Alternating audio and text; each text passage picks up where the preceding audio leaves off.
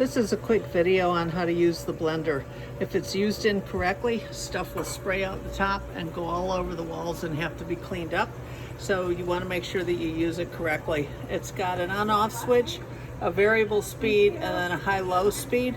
You'll make sure you leave it on the lowest speed. If you don't leave it on the lowest speed, if you leave it like that, when the next person turns it on, it'll be on high and it'll spray stuff all over. So it shows a lack of respect for the next person, which could wind up being you. So you don't want to make extra work for yourself.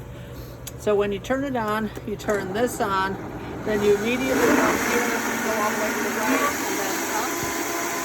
And then once it blends a little bit, you go down, down, and off. And if you can still hear ice in there, then you want to go again. And if it's too cold with too much ice and it starts cavitating, you'll see a little clear line right there where there's just air and the blade is just spitting in air. And if that happens, then you need to add some kind of liquid, either milk or hot water or something to it, depending on the recipe that you're doing, to get it to smooth out a little bit. And one other thing that's really important to mention is that this base is firmly seated.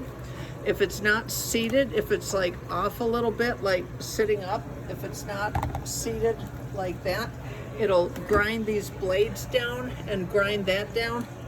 And once the blades are ground down, then we have to replace the whole thing, and they're like $500, and that's a lot of raises for employees that we don't want to waste that way if we can help it. So that's about it on how this little item works. So just on here,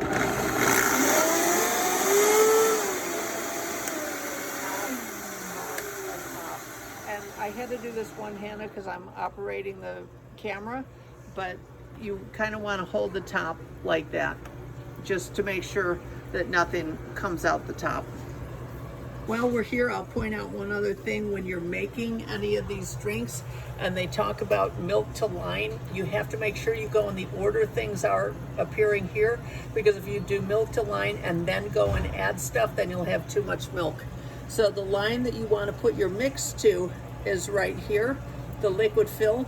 And then once you dump the ice in, you want to make sure that it's at least up to the size drink that you're doing, because if you were doing a 32-ounce drink, for example, right now, you would be short and you'd pour it into the cup and it wouldn't be full and you'd have to go back and start all over again.